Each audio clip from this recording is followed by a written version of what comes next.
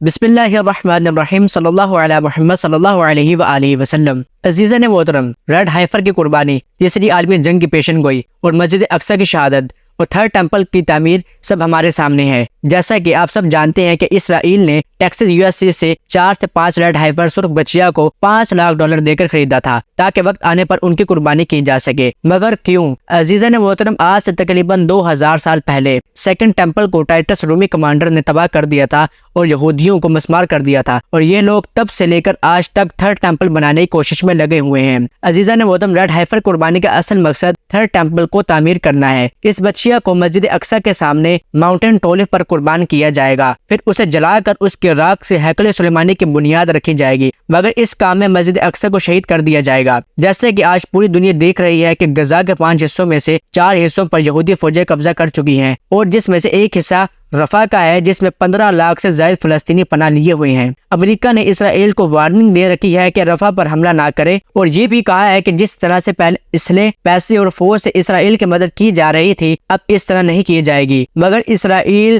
در پہ در رفح پر بھی حملے کیے جا رہا ہے، اور اس کے صدر نے واضح طور پر کہہ دیا ہے کہ میں کسی طرح بھی حملوں کو نہیں روکوں گا۔ اس کا اصل مقصد فلسطینیوں کی نسل کشی کرنا ہے، کیونکہ وہ نہیں چاہتا کہ تھرڈ ٹیمپل کی تعمیر کے دوران فلسطینیوں یا حماس میں سے کوئی بھی رکاوٹ یا زحمت کا سامنا کرنا پڑے۔ نہتے فلسطینی آج جس پوائنٹ پر کھڑے ہیں، اس کے ایک طرف تو دریا ہے، دوسری طرف اسرائیلی فوج اسے گھیرے ہوئے ہے، اور مشرق کی جانب مصر ہے جو ایک بارڈر نہیں کھول رہا۔ عزیزان گرامی، تورات کی 5 کتابیں اور تناخ تورات کا دوسرا نام ہے، جس میں تورات کی 5 کتابیں ہیں۔ تورات میں تا سے تورات، نا سے ہے نوین کا ہے، اور خا جو ہے وہ خطوین کا ہے، اور اس کے علاوہ تلمیود ایک پروپر ڈاکیومنٹری ہے۔ تلمیود میں ایک مشنا نام کا ایک سب فقہ ہے جس پر تمام یہودی متفق ہیں، اور ان کا پوپ اعظم مرمیروڈیز ہے، جس نے ایک پورا تسلط قائم کر رکھا ہے کہ پہلے کتنی بچیوں کی قربانی کی جائے گی اور پھر بعد میں کتنی بچیوں کی قربانی کی جائے گی، اور اس نے یہی دعویٰ کیا تھا اپنی کتاب میں کہ تب تک تھرڈ ٹیمپل قائم نہیں کیا جا سکے گا جب تک تمام یہودی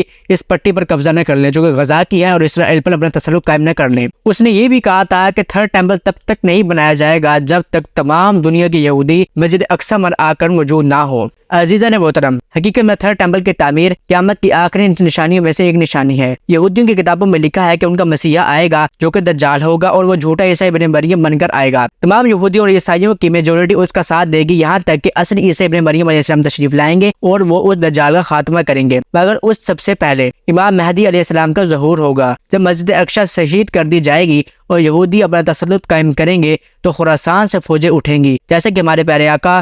نبی پاک صاحب اللہ صلی اللہ علیہ وآلہ وسلم کی حدیث مبارکہ بھی ہے کہ خراسان سے فوجیں اٹھیں گی جن کے پاس سیاہ علم ہوں گے، اور انہیں دنیا کی کوئی طاقت نہیں روک سکے گی، یہاں تک کہ وہ ایلیا یروشلم جا کر نصب ہو جائیں گے، مگر اس سے پہلے خراسان میں نظام خلافت قائم ہو چکا ہوگا۔ خراسان کا علاقہ موجودہ پاکستان، ہندوستان، افغانستان اور ایران کا کچھ بیشتر حصہ شامل ہے۔ جیسا کہ آپ دیکھ رہے ہیں کہ افغانستان میں طالبان کی حکومت کا قائم ہونا، پاکستان میں اسٹیبلشمنٹ کا کمزور ہونا، اسی بات کی طرف اشارہ ہے کہ عنقریب وہ وقت آن پہنچا ہے کہ جب غزوہ ہند ہوگی، پاکستان ہندوستان کو فتح کرے گا، اور وہ وقت بھی آئے گا کہ مسلمان امام مہدی علیہ السلام کے جھنڈے تلے یہودیوں اور عیسائیوں کو شکست دیں گے اور تھرڈ ٹیمپل کو مسمار کریں گے، یہاں تک کہ دجال کا ظہور ہو جائے گا، اور پھر حضرت سیدنا عیسیٰ ابن مریم علیہ السلام نبی پاک صلی اللہ علیہ وسلم کے امتی بن کر تشریف لائیں گے اور دجال کا خاتمہ ہوگا۔ مگر عزیزان محترم، ان سب سے پہلے ہم اگر اس جانب دیکھ رہے ہیں کہ پوری امت مسلمہ آنکھیں بند کر کر بیٹھی ہے، اگر صرف اور صرف عرب ممالک ہی متحد ہو کر اسرائیل کا مقابلہ کرنا چاہیں تو اسرائیل ایک دن بھی قائم نہ رہ سکے گا، مگر ایسے بے حس اور بغیر حکمرانوں سے اور کیا بھی توقع کی جا سکتی ہے۔